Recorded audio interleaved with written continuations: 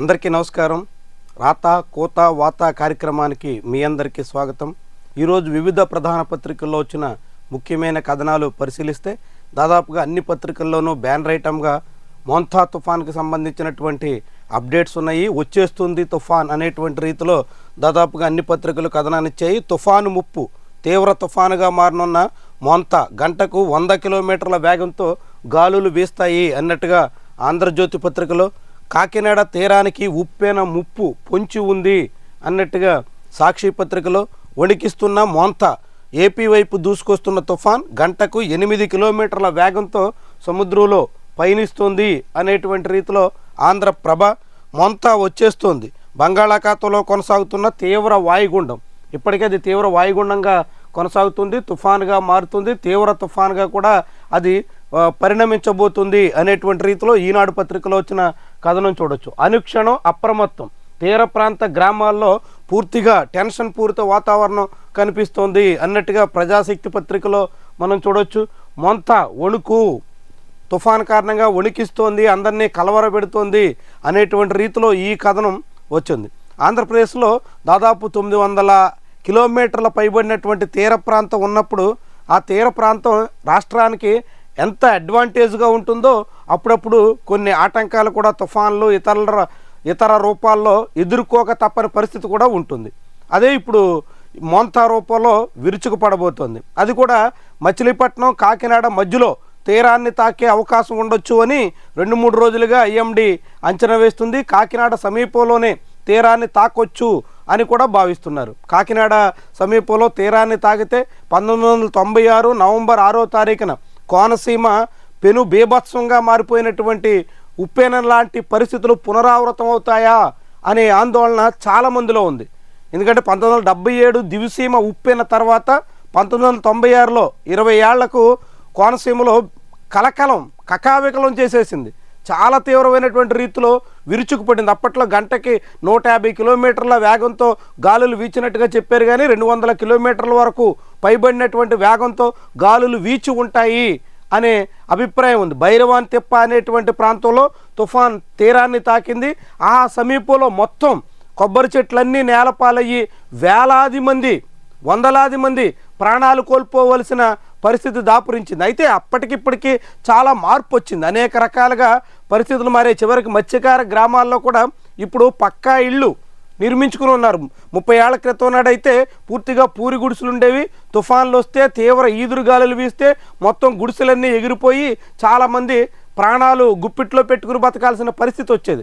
ఇప్పటికీ మారినటువంటి టెక్నాలజీ కావచ్చు, ఆధునిక కమ్యూనికేషన్ సదుపాయాలు కావచ్చు, పక్కా ఇళ్ళు సహా కొంత సదుపాయాల కల్పన కావచ్చు, ఇలాంటి అనేక కారణాలతో రాను తుఫాన్లు తీరాన్ని తాకుతున్నప్పుడు అనేక రకాల నష్టాలు ప్రకృతి కారణంగా, ముఖ్యంగా చెట్లు విరుచుకుపడడం, విద్యుత్ లైన్లు తెగుపడడం, రోడ్లు కోతకు గురి కావడం, అదేవిధంగా పంట నష్టం, ఇలాంటివి తీవ్రంగా ఉంటున్నాయి. కానీ ప్రాణ నష్టం రాను బాగా తగ్గుతోంది. ఇప్పుడు కూడా చాలా మేరకు ప్రాణ నష్టం లేకుండా చూడాలి అనే సంకల్పంతోనే అటు అధికార యంత్రాంగం ప్రయత్నం చేస్తుంది. 2 రోజులుగా అందరినీ అప్రమత్తం చేస్తుంది.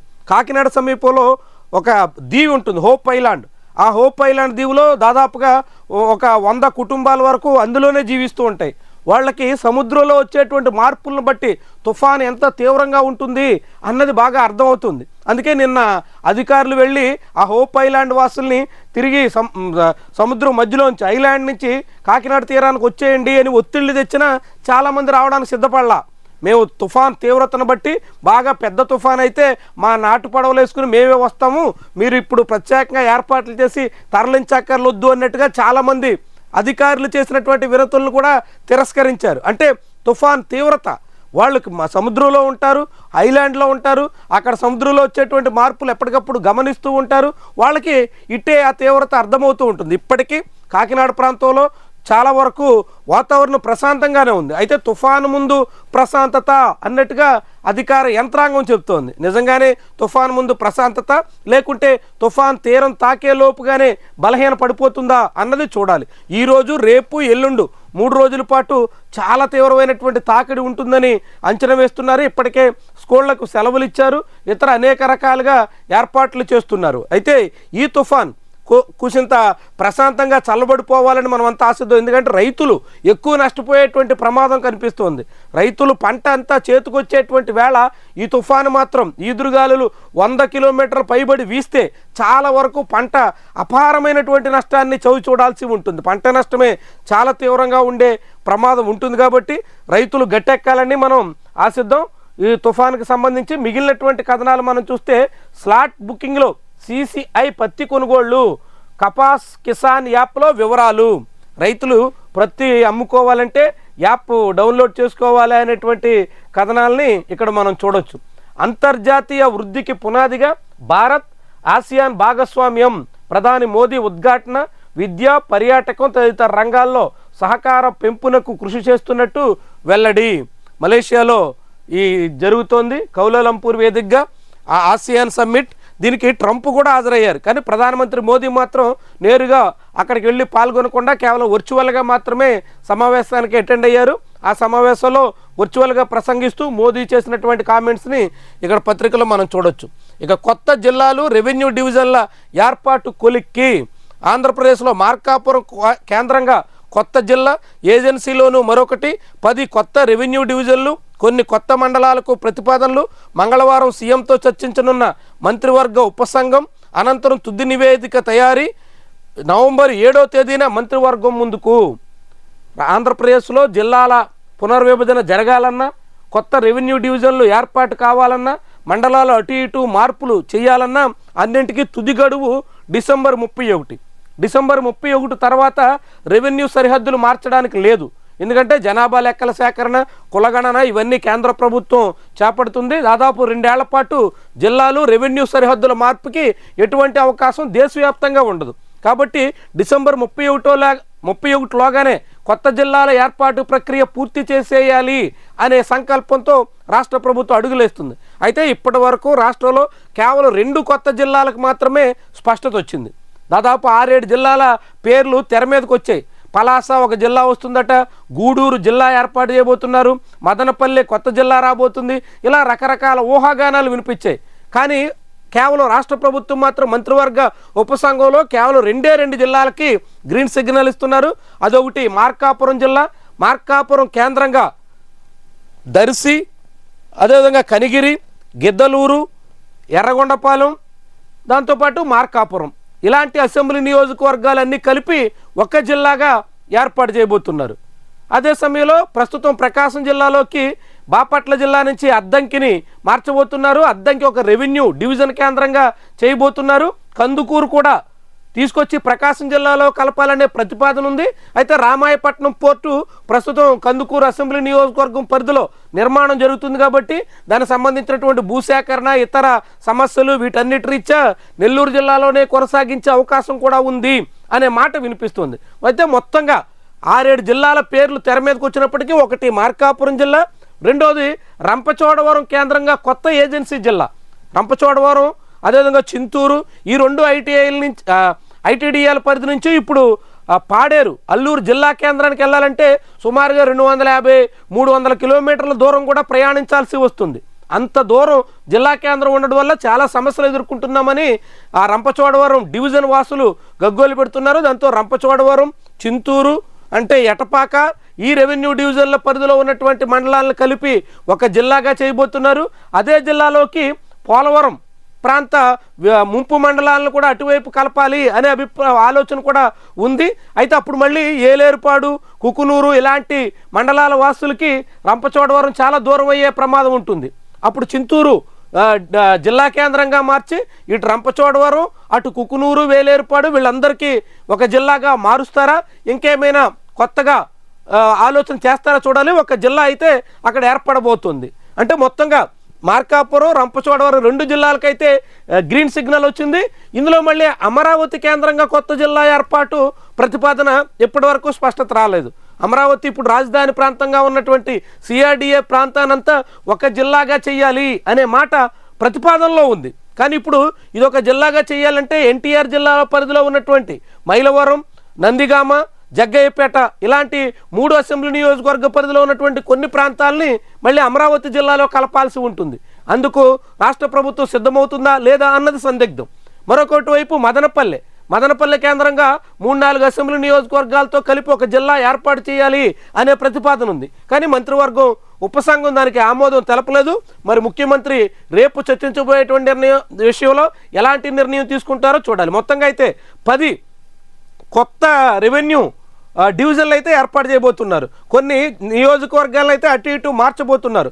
ఉదాహరణకి రామచంద్రాపురం అసెంబ్లీ నియోజకవర్గం ప్రస్తుతం డాక్టర్ బిఆర్ అంబేద్కర్ కోనసీమ జిల్లాలో ఉంది. మంత్రి వాసంశెట్టి సుభాష్ ప్రాతినిధ్యం వహిస్తున్నటువంటి నియోజకవర్గం. దాన్ని తీసుకొచ్చి కాకినాడలో కలిపే ప్రతిపాదనకి మంత్రివర్గ ఉపసంఘం ఆమోదం తెలిపింది. మండపేట అసెంబ్లీ నియోజకవర్గం అంబేద్కర్ కోనసీమ జిల్లాలోనే ఉంది. దాన్ని తీసుకొచ్చి రాజమండ్రి కేంద్రంగా ఉన్న తూర్పుగోదావరి జిల్లాలో కలపబోతున్నారు. గన్నవరం, పెనమలూరు అసెంబ్లీ నియోజకవర్గాల్ని కృష్ణా జిల్లా నుంచి తీసుకొచ్చి ఎన్టీఆర్ జిల్లా విజయవాడ కేంద్రంగా ఉన్న జిల్లాలో కలపబోతున్నారు. అదేవిధంగా కైకలూరు ప్రస్తుతం ఏలూరు కేంద్రంగా ఉన్న ఏలూరు జిల్లాలో ఉంది. అదేవిధంగా దాన్ని తీసుకొచ్చి కృష్ణా జిల్లా మచిలీపట్నం కేంద్రంగా ఉన్న జిల్లాలో కలపబోతున్నారు. అద్దంకి ఇప్పటికే ఆమోదం తెలిపారు. ఇక శ్రీశైలం చాలా పెద్ద వివాదానికి కారణంగా మారబోతుంది. మార్కాపురం కేంద్రంగా కొత్త జిల్లా రాబోతుంది కాబట్టి శ్రీశైలం మార్కాపురంలో కలపాలి అనే ప్రతిపాదన తెర మీదకి వచ్చింది. అందుకు తగ్గట్టుగా ప్రభుత్వం ప్రయత్నాలు చేస్తుంది. కానీ శ్రీశైలం రాయలసీమ నుంచి మార్కాపురం కేంద్రంగా ఉన్న ఇటువైపు జిల్లాల్లోకి మారిస్తే దాని మీద చాలా తీవ్రమైనటువంటి భిన్నాభిప్రాయాలు వ్యక్తమవుతున్నాయి. వ్యతిరేకత కూడా వచ్చే ప్రమాదం ఉంది కాబట్టి ప్రభుత్వం పునరాలోచనలో పడింది. శ్రీశైలం నుంచి నంద్యాలకి చాలా దూరం ఉంటుంది, మార్కాపురం సమీపంలో ఉంటుంది కాబట్టి మార్కాపురం జిల్లాలో మార్చాలి అనే ప్రతిపాదన విషయంలో ప్రభుత్వం ఇప్పటివరకు స్పష్టతకు రాలేదు. ఇక అనేక మార్పులు అయితే జరుగుతున్నాయి. గూడూరు కేంద్రంగా కొత్త జిల్లా విషయంలో కూడా ప్రభుత్వం చాలా పరిశీలన చేసింది. కానీ అక్కడ జిల్లా ఏర్పాటుకి ప్రస్తుతం అంత సుముఖంగా కనిపించట్లేదు. ఇక పలాస కేంద్రంగా కొత్త జిల్లా ఏర్పాటు చేయాలనుకున్నారు, అది కూడా జరగట్లేదు. ఎస్కోట అసెంబ్లీ నియోజకవర్గం విజయనగరం నుంచి తీసుకొచ్చి విశాఖ జిల్లాలో కలిపే ప్రతిపాదన అయితే దాదాపు ఓకే అయింది. దాన్ని మళ్ళీ విశాఖ జిల్లాలో కలిపేసేదానికి అంతా సిద్ధం చేస్తున్నారు. ఇట్లాంటి చాలా మార్పులు రాష్ట్ర వ్యాప్తంగా భౌగోళికంగా జరగబోతున్నాయి. వీటన్నిటికీ ఆ రాష్ట్ర మంత్రివర్గం 7వ తారీఖున ఎంత మేరకు ఆమోద ముద్ర వేస్తుంది, ఏ మేరకు నిర్ణయం తీసుకుంటుంది అన్నది మాత్రం స్పష్టత రావాల్సి ఉంది. ఇక 361 కేసులు, 40 బస్సుల సీజ్. కర్నూలు ప్రమాదం తర్వాత హఠాత్తుగా ప్రైవేటు బస్సుల మీద ప్రభుత్వానికి ఆగ్రహం కలిగింది. దాడులు చేస్తుంది, నిబంధనలు ఉల్లంఘించినటువంటి వాళ్ళ మీద కేసులు పెడుతుంది. ఇక అదే ప్రమాదానికి సంబంధించి ఏడ్చి ఇంకిన కన్నీళ్లు, మృతదేహాల కోసం 48 గంటలకు పైగా నిరీక్షణ, DNA రిపోర్ట్లు రావడంతో మృతదేహాల అప్పగింత, ప్రత్యేక అంబులెన్సుల్లో స్వస్థలాలకు పంపిన ప్రభుత్వం. 19వ మృతదేహం చిత్తూరు జిల్లా వాసిదిగా గుర్తింపు, 2 ప్రమాదాలు, 2 FIRలు నమోదు. అదే ఘటన మీద సంబంధించినటువంటి మత్తు వదిలింది. గంజాయిపై కూటమి ప్రభుత్వం ఉక్కుపాదం మోపుతుంది, గంజాయిని నియంత్రించేస్తుంది అన్నట్టుగా ఈ కథనం సారాంశం. ఇటీవల ఆశ్చర్యకరంగా ఏంటంటే ప్రభుత్వాలు తమ హయాంలో గంజాయి ఎక్కువగా లేదు అని చెప్పే ప్రయత్నంలో భాగంగా గంజాయి మీద తనిఖీలు, పట్టివేత, వాటి మీద కేసులు ఇలాంటి వాటి జోలికి పోకుండా యథేచ్ఛగా రవాణాకి అనుమతించేస్తున్నారు అనే అభిప్రాయం వినిపిస్తోంది. ఇప్పుడు ఈ గంజాయి విషయంలో కూడా అదే జరుగుతుందా అనేటువంటి అనుమానం కలుగుతుంది. ఎందుకంటే వాస్తవంగా గంజాయి వినియోగం గడిచిన జగన్మోహన్ రెడ్డి హయాంలో అయిన 5 ఏళ్ల పాలనతో పోలిస్తే ఇప్పుడేమీ ఎక్కడ నియంత్రణకు వచ్చిన దాఖలాలు లేవు, ఎక్కడ తగ్గినటువంటి ఆనవాళ్ళు కూడా లేవు. అయినప్పటికీ గంజాయి వినియోగాన్ని నియంత్రించేశారు, తగ్గిదల, కేసులు లేవు అనేటువంటి రీతిలో చిత్రీకరించే ప్రయత్నాల్లో ఉన్నట్టుగా మనం భావించాల్సి ఉంటుంది. రష్యా అమ్ముల పొదిలో అణు క్రూయిజ్ క్షిపణి, అణుశక్తితో అనంత దూరాలకు దూసుకెళ్లే బురేవెస్నిక్ పరీక్షలో 15 గంటల పాటు 14,000 కిలోమీటర్లకు పైగా ప్రయాణం. ప్రపంచంలో మరే దేశం వద్ద ఇలాంటిది లేదన్న పుతిన్. ఆయుధాల్లో అత్యాధునిక ఆయుధాలతో ప్రపంచాన్ని చుట్టుముట్టేసే స్థాయిలో పోటీ పడుతున్నట్టు కనిపిస్తుంది. మయన్మార్ సైబర్ క్రైమ్ స్థావరం నుంచి 1000 మంది పరారు, వారిలో 399 మంది భారతీయులు. అంతర్జాతీయ ఒత్తిడితో సైబర్ అడ్డాలపై జుంటా సైన్యం దాడి. మయన్మార్ కేంద్రంగా అనేక రకాల సైబర్ నేరాలకు పాల్పడుతున్నటువంటి ఆ శిబిరం నుంచి తప్పించుకున్నట్టుగా కథనం. ఇక ఆన్లైన్లోనూ భూ వినియోగ మార్పు, 45 రోజుల్లోపు అనుమతి ఇచ్చేలా ఆదేశాలు. ఒక్కో దరఖాస్తుకు 10,000 రూపాయల ఫీజు, 10,000 రూపాయల ఫీజు చెల్లిస్తే ఆన్లైన్లోనే ల్యాండ్ కన్వర్జేషన్ జరిగిపోతుంది అనేటువంటి రీతిలో కథనాలు, మనం ప్రభుత్వ నిర్ణయాలు మనం ఇక్కడ చూడొచ్చు. ఇక సాక్షి పత్రికలు చూస్తే నిజాలు దాచి బెల్ట్ ఫుటేజీ మాయం, వేమూరి కావేరీ బస్సు దుర్ఘటన అనంతరం లక్ష్మీపురంలో దుకాణం మూత, మా గ్రామంలో 24 గంటలు మందు అమ్ముతున్నారంటూ ఆ గ్రామస్తులు చెప్తున్నటువంటి మాట. పేపర్లో ఫోటో రావడంతో 2 రోజులుగా మూసేశారంటున్న గ్రామస్తులు, అక్కడ బెల్ట్ షాపులు లేవు, ఆ బైకర్లు లైసెన్స్డ్ మద్యమే సేవించారంటూ సర్కారు ప్రకటనపై సర్వత్రా విస్మయం. ప్రాణాలు కబళిస్తున్న మద్యం మహమ్మారిని కట్టడి చేయాల్సింది పోయి బెల్ట్ షాపులు లేవంటూ ప్రభుత్వ ప్రకటనపై ఆగ్రహం. వాస్తవానికి ఆ ప్రమాదానికి మూల కారణం మద్యం అనేది ఎవరికైనా ఇట్టే అర్థమవుతుంది. మద్యం తాగకపోతే అర్ధరాత్రి పూట వాళ్ళు ఆ సీసీ ఫుటేజ్లో కనిపించినట్టుగా అన్ని విన్యాసాలు ఎందుకు చేస్తారు? ప్రమాదం జరిగి ఏకంగా డివైడర్ని ఢీకొని బైక్ రోడ్డు మీద పడిపోయినా అంతసేపు ఎందుకు ఉంచేస్తారు?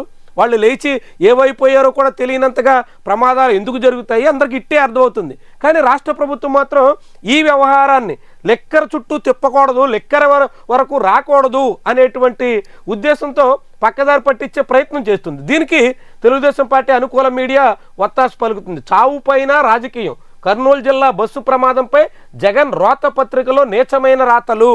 ఇది ఆంధ్రజ్యోతిలో వచ్చినటువంటి కథనం. ఇందులో వీళ్ళు ఏం చెప్తారంటే, ఆ సాక్షి పత్రికలో వచ్చినటువంటి కథనాన్ని ఎక్సైజ్ శాఖ తప్పుపట్టింది. దీనిపై సమగ్ర విచారణ జరిపించిన ఎక్సైజ్ శాఖ అసలు అక్కడ బెల్ట్ షాపులే లేవని తేల్చింది. ఎక్సైజ్ శాఖ ఎప్పుడైనా బెల్ట్ షాపులు ఉన్నట్టు అంగీకరిస్తుందా? బెల్ట్ షాపులు ఉన్నట్టు అంగీకరిస్తే మళ్ళీ సీఎం బెల్ట్ తీయమని ఆదేశిస్తారు. కాబట్టి ఎప్పుడు ఎక్సైజ్ శాఖ రికార్డుల్లో అధికారికంగా బెల్ట్ షాపులు ఉండవు. ఉన్నాయని ఎక్సైజ్ శాఖ ఎట్టా అంగీకరిస్తుంది? ఉంటే అది ఎక్సైజ్ శాఖ వైఫల్యం, అది అధికారుల నిర్లక్ష్యం. అవినీతిమయంగా మారిపోయినటువంటి ఎక్సైజ్ శాఖ తీరుని ఆ శాఖే అంగీకరించినట్టు దానికి ప్రభుత్వం ఎట్లా ఒప్పుకుంటుంది? ఎక్సైజ్ శాఖ అక్కడ బెల్ట్ షాపులు లేవని చెప్పిందంట. లేవని చెప్పింది కాబట్టి ఇక అక్కడ బెల్ట్ షాపు లేనట్టే. వాళ్ళు ఇంకా నయ్యం, డిఐజీ కోయ ప్రవీణ్ అయితే వాళ్ళు లెక్కర కూడా సేవించలేదు, దాబాలో భోజనం చేసి వస్తూ ప్రమాదానికి గురయ్యారు అని కూడా బుకాయించారు ఏబిఎన్ టీవీ ఛానల్లోనే. అంటే ఎంతగా ఈ విషయాన్ని కప్పిపుచ్చాలనేటువంటి ప్రయత్నంలో ప్రభుత్వం తపన పడుతుందో మనకి ఇట్టే అర్థమవుతుంది. ఎక్సైజ్ శాఖ బెల్ట్ షాపులు ఉన్నాయని ఎక్కడైనా అంగీకరించేదానికి ఆస్కారం ఎక్కడుంటుంది? అసలు ఎక్కడైనా అంగీకరిస్తుందా? ఎప్పుడైనా తమ తప్పు జరిగినట్టు తామే అంగీకరిస్తే నేరాన్ని తమ మీద తామే మోపుకున్నట్టు కదా. అందుకు ఎట్టా సిద్ధమవుతుంది? ఎక్సైజ్ శాఖ బెల్ట్ షాపులు లేవని చెప్పారు కాబట్టి, అసలు అక్కడ వాళ్ళు మద్యమే తాగలేదని డిఐజీ కోయా ప్రవీణ్ అన్నారు కాబట్టి ఇక అసలు ఈ బెల్ట్ షాపులు లేదంటే లెక్కరు వీటికి సంబంధమే లేదు అన్నట్టుగా చిత్రీకరించే ప్రయత్నాన్ని ఎట్టా చూడాలి? ఎంత విడ్డూరంగా ఉన్నాయి చూడండి రాతలు కూడా. అక్కడ బెల్ట్ షాపులు ఉన్నాయని గ్రామస్తులు చెప్తున్నారు. అక్కడ ఊళ్ళో వాళ్ళకి కదా తెలిసేది. కోయా ప్రవీణ్ను ఎక్కడో కర్నూలులో కూర్చుని అబ్బాయి అసలు వాళ్ళు మందే తాగలేదు, వాళ్ళు మందు తాగినట్టు మందు కొనుగోలు చేసినట్టు వీడియో ఫుటేజ్ దొరికిన తర్వాత కూడా డిఐజీ స్థాయి అధికారి అంతగా వాస్తవాల్ని కప్పిపుచ్చాలని తపన పడుతున్నారంటే ఎంత విడ్డూరంగా ఉందో చూడండి. డిఐజీ స్థాయి అధికారే అన్ని రకాల విన్యాసాలు చేస్తున్నప్పుడు ఇంకా వీళ్ళు ఎందుకు ఆగుతారు? ఎక్సైజ్ శాఖ అధికారులు కూడా అంతకు మించి అసలు అక్కడ బెల్ట్ షాపులే లేవు, ఆ దరిదాపుల్లో బ్రాందీ షాపులే లేవు, వాళ్ళకి మద్యమే అమ్మలేదు. ఇట్లా ఎన్ని రకాల విన్యాసాలు. చాలా క్లియర్గా బెల్ట్ షాపు ఉన్నట్టు, ఆ బెల్ట్ షాప్లో వాళ్ళు లిక్కర్ కొన్నట్టు, ఆ బెల్ట్ షాప్ని 2 రోజులుగా మూసేసినట్టు ఫోటోలతో సహా సాక్షి ప్రచురిస్తున్నప్పుడు, వీడియోలతో సహా వెల్లడైనప్పుడు, సీసీ ఫుటేజ్ బయటకు వచ్చినప్పుడు అధికార యంత్రాంగం బుకాయింపు, దానికి తెలుగుదేశం పార్టీ అనుకూల మీడియా వత్తాసు. ఎంత విడ్డూరంగా ఉంటుంది చూడండి. అసలు విషయాన్ని కప్పిపుచ్చాలనే తపంలో ఎన్ని రకాల విచిత్రమైనటువంటి కప్పుగింతలేస్తారు. ఏం ఉపయోగం దానివల్ల?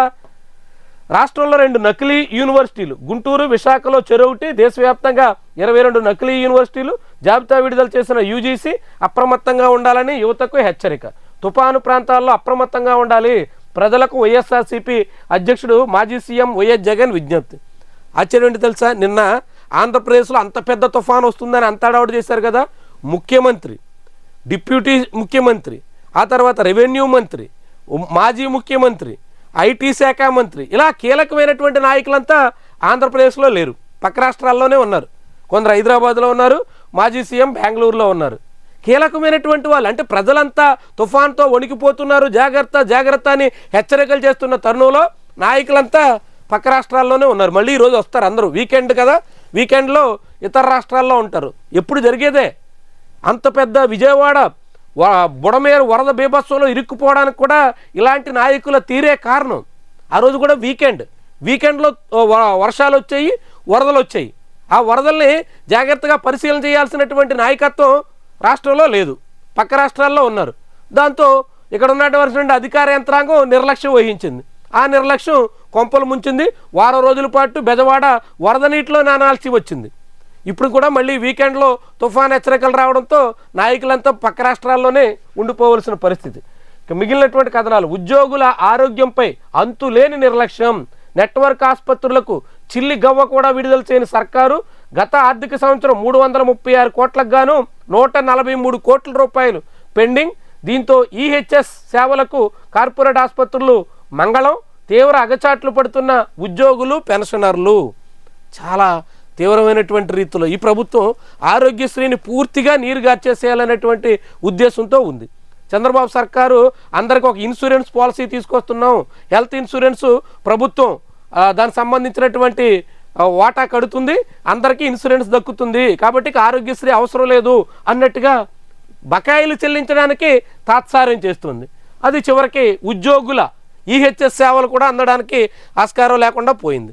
సల్మాన్ ఖాన్పై పాక్ ఉగ్రముద్ర, బలూచిస్తాన్ని ప్రత్యేక దేశంగా ప్రస్తావిస్తూ దానికి సపోర్ట్ చేసినందుకు గాను పాకిస్తాన్ సల్మాన్ ఖాన్ని ఉగ్రవాదిగా పేర్కొంటోంది. ఆయుధాలతో అడవిని వీడి ఛత్తీస్గఢ్లో మావోయిస్టుల లొంగుబాట్ల పరంపర కొనసాగుతోంది. గోదావరి కావేరీ అనుసంధానంపై ముందడుగు, ఎచ్చంపల్లి నుంచే అనుసంధానం చేపడతామన్న కేంద్రం, సూత్రప్రాయంగా తెలంగాణ అంగీకారం, హిమాలయ నదుల నీటిని ఎప్పుడు తెస్తారో చెప్పాలన్న ఏపీ ప్రభుత్వం. ఇక ఆంధ్రప్రభ పత్రికలో మనం ఈరోజు కథనాలు చూస్తే జోష్ ఫుల్, విజయాలు నిల్ అన్నట్టుగా కాంగ్రెస్ పార్టీ పరిస్థితి మీద ఆ పత్రికలో కథనం వచ్చింది. రాహుల్ గాంధీ చాలా కష్టపడుతున్నారు, ఆ పార్టీ కార్యకర్తల్లో కొంచెం ఉత్సాహం వస్తుంది, కానీ ఆ పార్టీకి అధికారం మాత్రం దక్కడం లేదు అనేటువంటి కథనాన్ని ఇచ్చింది. అధికారం దక్కకపోవడానికి ఎన్నికల విధానం మీద, ఎన్నికల సంఘం పనితీరు మీద, ఎన్నికల చుట్టూ సాగుతున్నటువంటి అపోహలు అనుమానాల మీద అనేక ఉన్నాయి. వాటన్నిటినీ తీర్చకుండా పారదర్శకంగా ఎన్నికల వ్యవస్థ లేకుండా ప్రతిపక్షాలకి చోటు వచ్చే అవకాశం చాలా తక్కువ అన్నట్టుగా మనం కూడా చెప్పాల్సి ఉంటుంది. ప్రైవేట్ రిస్క్, ఆర్టీసీనే బెస్ట్, ప్రభుత్వ రంగమే ఎప్పుడైనా సేఫ్.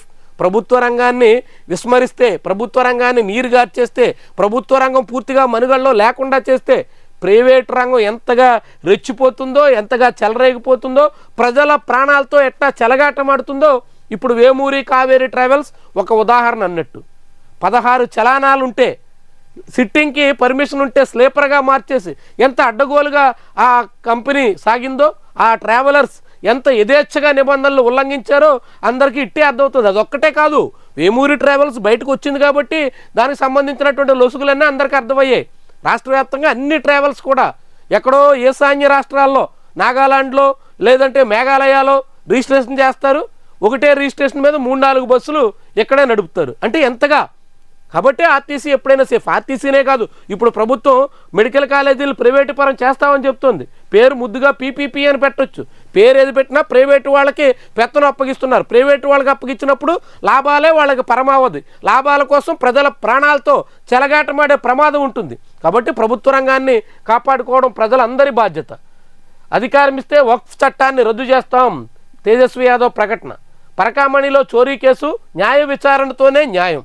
తిరుమల పరకామణిలో జరిగినటువంటి అవకతవకలు దాన్ని కేవలం రాజీ పేరుతో కప్పిపుచ్చేసేటువంటి ప్రయత్నం ఏమాత్రం సమంజసం కాదు అంటూ నిన్న హైదరాబాద్లో జరిగినటువంటి సమావేశంలో మాజీ సీఎస్ ఎల్వి సుబ్రహ్మణ్యం, అదేవిధంగా JD Lakshminarayana, TTD board member Bhanuprakash Reddy ఇలాంటి అందరూ చర్చించారు.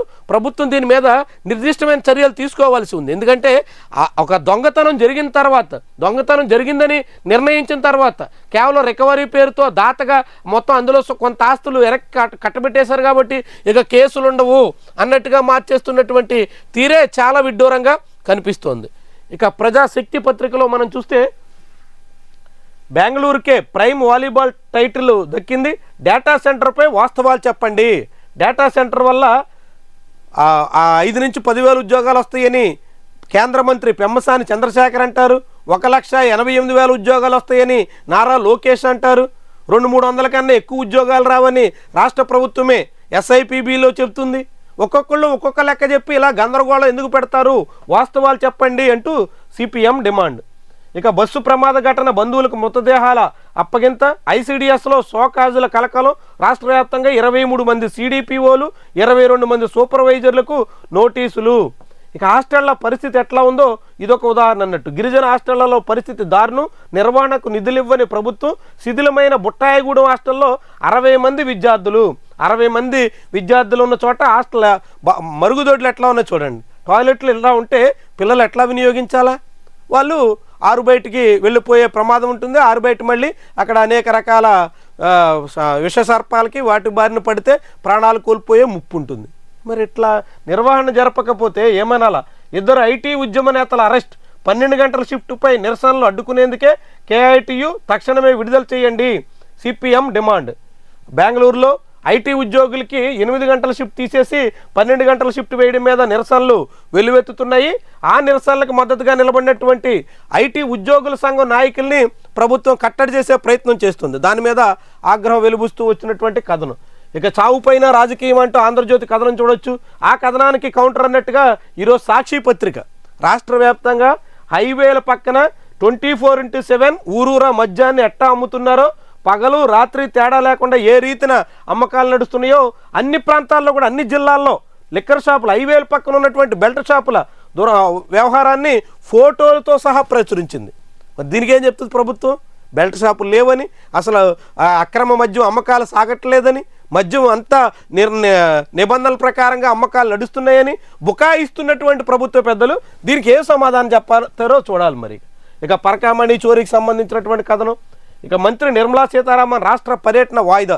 ఈరోజు ఆర్థిక శాఖ మంత్రి నిర్మలా సీతారామన్ వచ్చి అమరావతిలో 12 బ్యాంకులకు, జాతీయ బ్యాంకులకు సంబంధించినటువంటి భవన నిర్మాణాల కోసం శంకుస్థాపన చేయాల్సి ఉంది. ఇది మళ్ళీ వాయిదా పడింది. తుఫాను కారణంగా మంత్రి రావట్లా. ఇక వర్సిటీలకు ఆచార్యులేరి. ఆంధ్రప్రదేశ్లోని యూనివర్సిటీలు, ఉన్నత విద్య ఎంత కుదేలైపోయిందో, ఎంతగా దిగజారిందో ఈ కథనం మనకు చెప్తుంది. ఆంధ్రప్రభ పత్రికలో వచ్చినటువంటి ఈ కథనంలో ఆంధ్ర యూనివర్సిటీలో 726 మంది ప్రొఫెసర్లు ఉండాల్సి ఉంటే ఇప్పుడు ఉన్నటువంటి రెగ్యులర్ సిబ్బంది 195 మందే. 726 ఎక్కడ, 195 ఎక్కడ? డాక్టర్ బిఆర్ అంబేద్కర్ యూనివర్సిటీలో 109 మంది ఉండాల్సి ఉంటే కేవలం 7 ఉన్నారు.